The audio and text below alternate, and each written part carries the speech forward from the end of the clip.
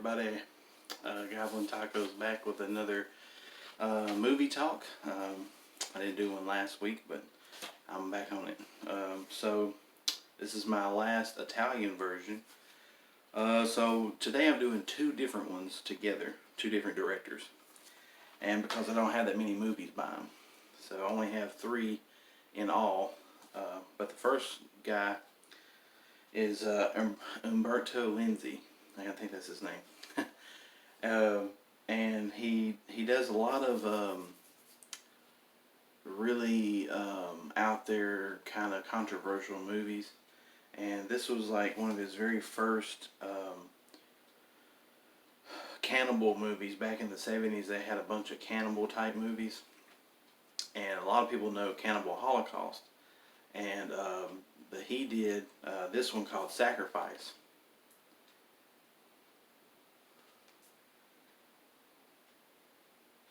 Gotta make sure there's nothing bad on there. And this is the uncensored director's cut. Now, so the movie is the birth of bloody and controversial Italian cannibal subgenre starts here with this notorious 1972 Umberto Lenzi directed survivalist shocker, presented in its completely uncut, outrageously violent version.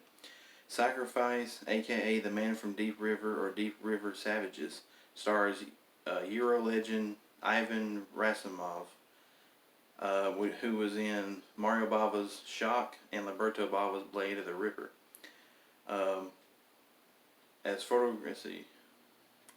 As a photographer, John Bradley, who ventures into the heart of Thailand's jungles and is kidnapped by a ruthless native tribe.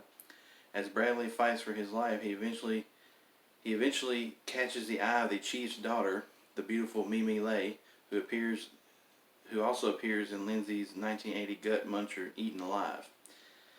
And after marrying her, and after several bouts of brutality, he eventually wins the natives' respect. Complications arise, however, when the neighboring clan, a horde of bloodthirsty, flesh-hungry cannibals, begin sniffing around, licking their lips at the sight Bradley and his newly conquered tribe mates, taking its cues from Guillermo Jacopetti's hugely popular Mando Kane films, and its many imitators, as well as Elliot Silverstein simply plotted hit A Man Called Horse. Lenzi's Pain to Primitive Pain was branded as a video nasty in the UK due to its relentless brutality, disturbing scenes of cannibalism, and upsetting sequences of real-life animal death. Less exploitative than Ruggero Deodato, which is the next guy I'm going to do, Cannibal Holocaust, and Lenzi's own Cannibal Ferox, which I'm going to be talking about, but no less intense. Sacrifice is a rousing, rough, and gruesome freefall into heart of tribal darkness. Dig in. So yeah, it's definitely not as bad or as gory as Cannibal Holocaust and Cannibal Ferox, but it's definitely got some good parts in it, or crazy parts in it, I guess you could say.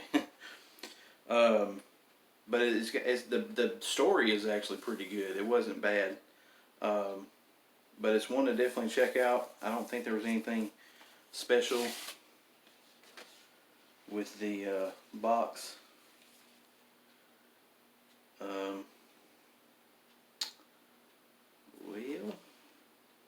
I can't really show the front of this one because it's got some nudity. All these movies have a lot of nudity, so dang it.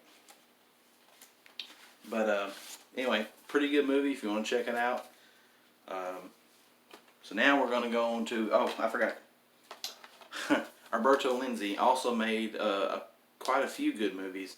He made one called Nightmare City, which is kind of like, it was kind of like the very first zombie movie to use zombies that run and use weapons and stuff like that. And I always thought that was really, really cool. And I want to buy that one really bad because it was such a unique and just weird zombie movie, you know. And what else? And he did Cannibal Ferox, which is about a group of people going out into the jungle um, to see about the I think they were trying to see about the cannibal tribes. They get captured by the cannibal tribes, and they have to do some, and then they run into these other people who are like running from the law or something, and those guys are just crazy, and it's just a lot of stuff goes on in that movie that's crazy, and a lot of the scenes in it where people get killed or something looks so real. It's so crazy looking how they did that back in the 70s, you know. So, and then you have Ruggero Deodato, who did Cannibal Holocaust, and his was probably the most famous one. And it's got some really crazy stuff in it. You know, I think his actually had real life animal deaths. He actually killed animals in his movies, which caused him to have a fine after they found out that they were real. And they even thought that they actually killed the people in the movie, but they had to get those people to come in and testify that they were still alive and all that. But yeah, he really did kill the animals that were in that movie, and it was just crazy how he did that. But I think it was, I forgot how much fine it was, but anyway, look it up, Google it, or Wikipedia. It's really crazy. But he also did, I'm trying to think, what else did he do that I like, or that I've seen. I can't think of another movie that I don't have the physical copy of. But anyway, I recently got these two from Amazon because I really wanted to see these two movies. And I'd always heard and always read about The House on the Edge of the Park. And I heard that I had read and stuff that it was a really crazy, just really crazy movie of his. And this is the cover.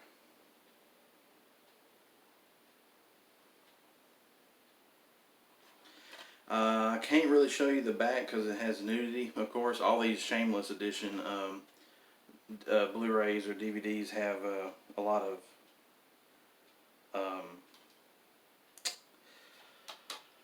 of nudity on the covers, and it's a Region B. So this is the reason why I bought these is because I just got a Region B Blu-ray player, and I wanted to try it out. And so these two movies were actually Region B, and I couldn't the region, then these are actually DVDs, they're not actually Blu-ray. I couldn't really find a Blu-ray version of this movie because it was just way too high. A lot of them were way too high. This was the cheapest one I could get. So this one is where hypocrisy is unmasked and squirming begins, when Ruggero Deodato, the director of uber-controversial Cannibal Holocaust, teamed up with David Hess, the notorious Krug, star of The Last House on the Left, which is a really good movie. Their maverick talents exploded in the feat of unrelenting sleaze that is The House on the Edge of the Park. Alex is a psychopath, and his friend Ricky, Giovanni L. Radis, who is also in the Demons movie, and he's in a lot of Lucio Fulci movies, and I think Dario Argento movies. So, he's an easily led simpleton. When the unlikely pair are invited to an upscale house party where they are ridiculed by their debauched young host, Alex decides that he and his straight-edged razor deserve some fun. Together, the two streetwise punks take the unprepared partygoers on a journey of violence, debasement, and forced sex, and that's before events turn really nasty. Deodato's unwaveringly gritty direction keeps the tension unbearably tight, and the psychological nonsense of Hess and Radis, I guess is his name. Powerful performances deliver uncomfortably challenging scenes so close to the bone that this originally banned video nasty remains one of the most contentious pictures in UK sensory history. So yeah, it was a really big video nasty back in the day, apparently. But I do like I love the cover art on the disc and stuff. But I don't know. I just really was let down with this movie. It didn't. I mean, yeah, there was plenty of nudity in the movie, and there was a lot of very uncomfortable scenes. If anything, this movie was just really uncomfortable. It just had a lot of uncomfortable scenes in it. How I could see how it was probably really weird to film some of these scenes that were in this movie, but it wasn't really gory. It didn't have hardly any gore in it. Some of the people got hit or punched or something like that. And he did cut some people, but it wasn't like just super nasty or anything. I don't know. I think it was mainly video nasty because it had so much nudity, and it was the guy was so forceful and just made him do stuff, and it was just really weird. The ending was decent. It really threw me off. It actually had a pretty decent ending because something happens that you just didn't know anything about the whole movie, and you're like, what? So it just kind of, it's a good movie to watch at least once, but I really wouldn't buy it again, or even buy it once. I would try to find it on a streaming service if you can or something. But if you want these type of movies in your collection, then go ahead and buy it. Then you'll at least enjoy it once, and that'd probably be about it. So then now this one was really good. This one's called Phantom of Death. I've never seen this movie, and it's another one by him. It's also called Off Balance, but this is the movie.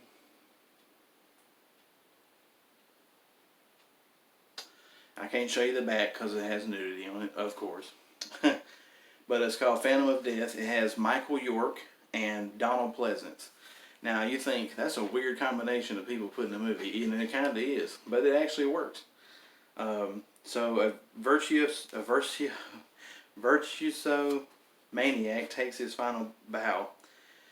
From the writing team behind the vicious and delicious New York Ripper, which was a Lucio Fulci movie, and Ruggero Deodato, the director of the hunger-inducing Cannibal Holocaust, comes this star-filled frenzy of brutal violence.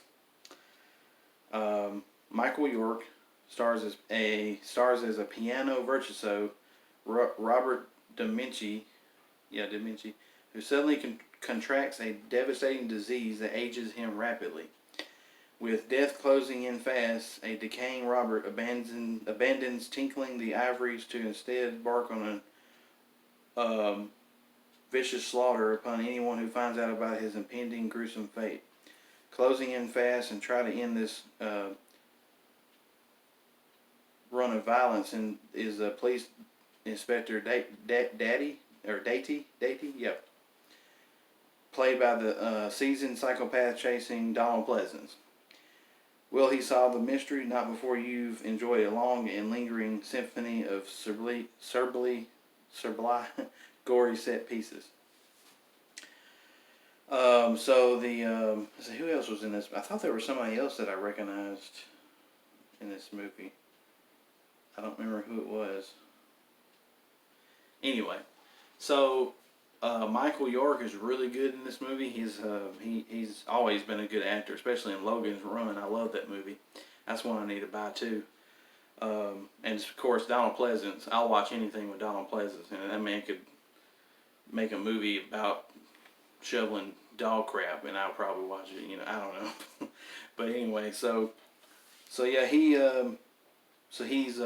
like a well-known piano player. He starts aging, and he don't want anybody to know about it. Even the people who, like his therapists and stuff, who or his doctors and stuff, he starts killing them off one by one, and you're like, what's going on?